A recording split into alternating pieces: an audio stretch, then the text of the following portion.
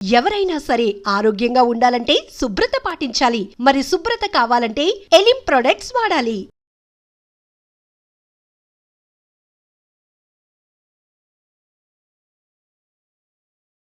అమ్మ నమస్తే. నమస్తే అమ్మ, శ్రీమాత్రే నమః.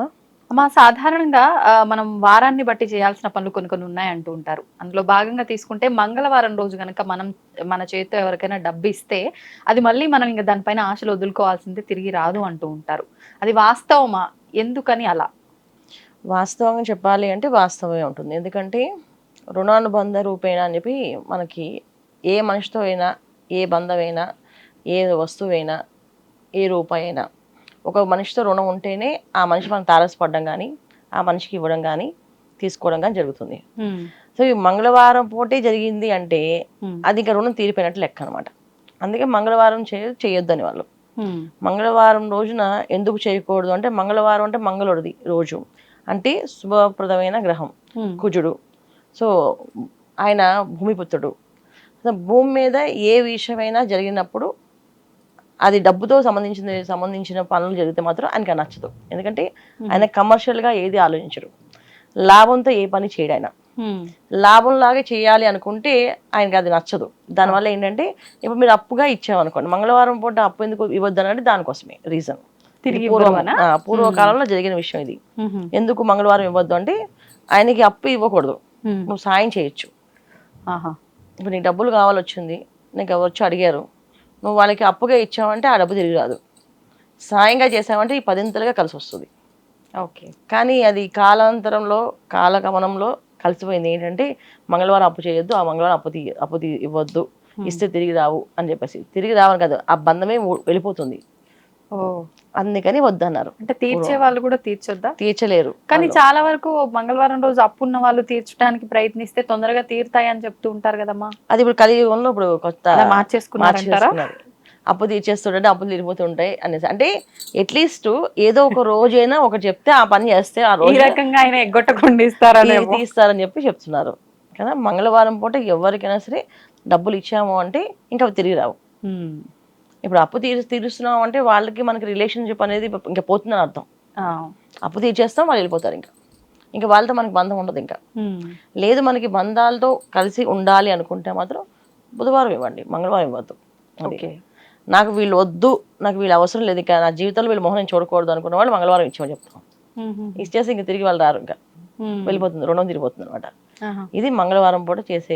ఇది ఒక డబ్బు విషయంలోనేనా అమ్మా, ఇంకా ఏమైనా విషయాల్లో కూడా అలాంటి? మంగళవారం అన్ని విషయాలకి చాలా శ్రేష్టమైన రోజు. మంగళవారం అంటే జయవారం అంటాం, అంటే జయం కలుగుతుంది. జయవారం. మంగళవారం పూట ఏ పని చేసినా జయం సిద్ధిస్తుంది, జయం కలుగుతుంది. అయితే దీంట్లో కమర్షియల్ యాక్టివిటీస్ చేయకూడదు. షాప్ ఓపెనింగ్లు చేయకూడదు, బట్టల షాపులు కానీ ఓపెన్ చేయకూడదు. ఇవన్నీ ఏంటి అంటే పెట్టుబడి పెట్టి ఆ రోజు చేయకూడదు. ఓకే. ఎందుకంటే మనం పెట్టుబడి పెట్టింది ఎవరి కోసం పెడుతున్నాం? మనం సంపాదించుకోవడానికి పెడుతున్నాం. సంపాదించుకోవడానికి మంగళవారం పూట చేయకూడదు. ఒకవేళ ఇప్పుడు ఉద్యోగ రీత్యా జాయిన్ అవ్వాల్సి వస్తే మంగళవారం రోజున జాయిన్ అవ్వచ్చు, ఇబ్బంది లేదు, ఎటువంటి ఇబ్బంది ఉండదు, చక్కగా చేసుకో. జయవారం అది, అన్ని విజయాలు సిద్ధిస్తాయి వీళ్ళకి. ఒక వ్యాపారానికి తర్వాత డబ్బుతో సంబంధించిన లావాదేవీలకు మాత్రం మంగళవారం పనికిరాదు. ఓకే. మంగళవారం మనం బంగారం కొనుక్కోవచ్చు, చాలా మంది బంగారం కొనుక్కోరు, కానీ కొనుక్కోవచ్చు శుభ్రంగా.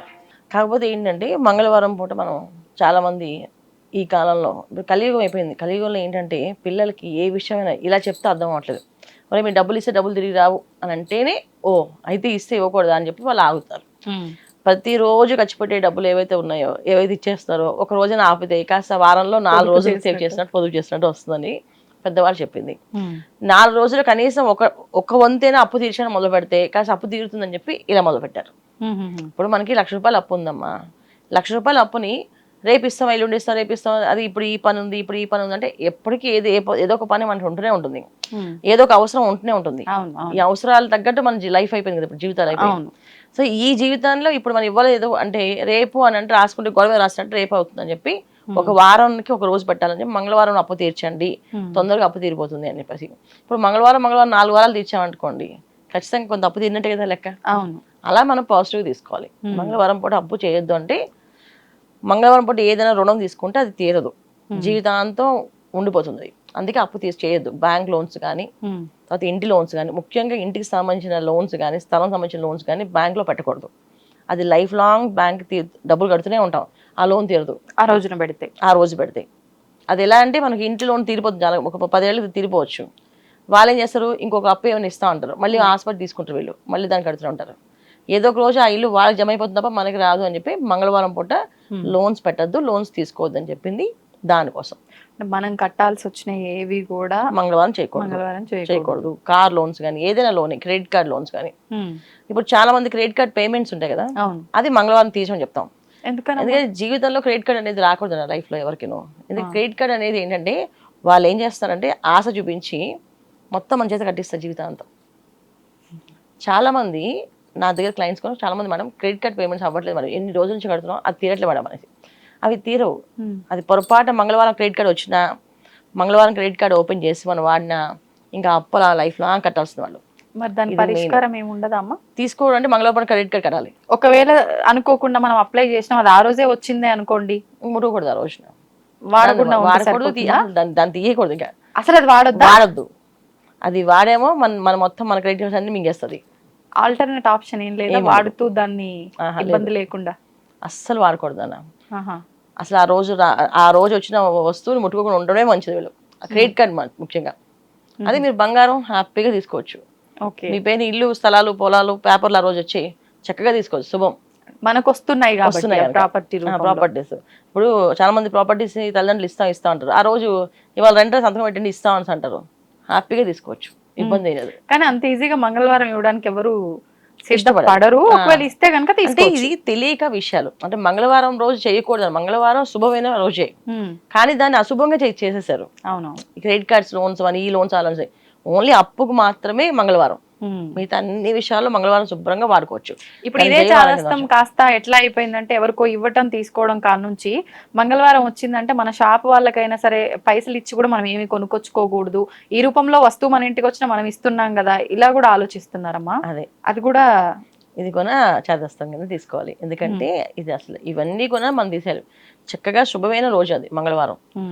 కొన్ని పనులకి నియమం ఉంది ఏంటంటే మంగళవారం రోజు క్షౌరకర్మ చేయించుకోకూడదు. క్షౌరకర్మ అంటే జుట్టు కట్ చేయించుకోవడం కానీ ఇవి చేయించుకోకూడదు. అది చాలా మంది కొంతమంది ఫాలో అవుతున్నారు, పాటిస్తున్నారు, ఇబ్బంది లేదు. ఎందుకంటే ఆంజనేయ స్వామి భక్తులు అయ్యారు అందరూ, అందుకే ఆంజనేయ స్వామి గుడికి వెళ్తాం కనుక చేయకూడదని అనే నియమంతో కొంతమంది ఉన్నారు. ఇది ఒకటి నిషిద్ధము.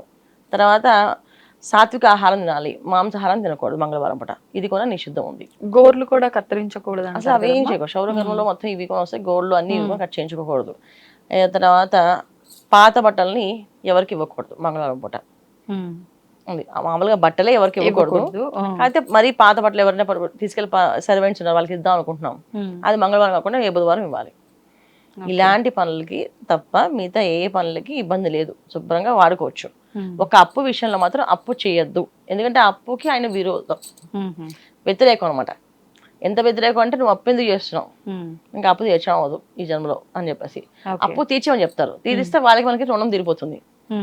అది ఇప్పుడు కొన్ని సందర్భాల్లో కొంతమంది ఎన్నిసార్లు చెప్పినా అది మర్చిపోతారో తెలీదు, ఏ రకంగానో తెలీదు, మంగళవారమే క్షవరం చేసుకోవడం, గోర్లు కత్తిరించడం లాంటి పనులు చేస్తూ ఉంటారు రిపీటెడ్. అట్లాంటి సందర్భాల్లో అది వాళ్ళకు దోషంగా ఏమైనా మారుతుందా, లేకపోతే అది ఇంటికి సంబంధించిన విధంగా మారిపోతుందా, ఏ రకంగా తీసుకోవచ్చు అంటారమ్మా? అది చాలా బలీనమైన ప్రారంభ కర్మ అన్నది. అంటే ఇంకా ఈ జీవి భూమి మీద ఇంకా చాలా కష్టాలు అనుభవించాలన్న వాళ్ళు మాత్రం ఆ బుద్ధి వస్తుంది వాళ్ళకి. కొంతమంది చూడండి మనం చెప్పినా వినరు, కొంతమంది మూర్ఖత్వంగా ఉంటారు, మొండితనంగా వెళ్తుంటారు. సో వాళ్ళు మనం మార్చలేమా అంటే మార్చలేమని కాదు, మార్చడానికి ప్రయత్నం చేయకూడదు, వదిలేయాలి. ఎందుకంటే కర్మ అనుభవించాలని భూమి మీద రాసి పెట్టింది వాళ్ళకి, అందుకని వాళ్ళు చేస్తుంటారు. ఇప్పుడైతే చాలా మంది మారుతారు, నాకు తెలిసి 90% పాటించే వాళ్ళు. ఎందుకంటే ఇవాళ చాలా విషయాలు మనకి ఛానల్స్ కనిపిస్తాయి, చెప్తున్నాం, అందరం చెప్తున్నాం. చెప్పడం వల్ల కొంతమంది ఎవరో ఏదో ఒక టైంలో, ఇప్పుడు నేను నచ్చచ్చు, మీరు నచ్చచ్చు, లేదా ఇంకొకరు నచ్చచ్చు, వాళ్ళు చెప్పింది అర్థమయ్యవచ్చు, ఓకే నేను చెప్పింది కరెక్టే, ఈ లాజిక్ నాకు అర్థమైంది చేస్తాను అనే వాళ్ళు ఉన్నారు, అలా మారుతున్నారు. ఇంకా అయినా సరే మారలేదు అని అంటే ఇంకా వాళ్ళు నిజంగా చాలా బలంగా వాళ్ళు ప్రారంభ కర్మ అనుభవించడానికి భూమి మీదకి వచ్చిన అర్థం.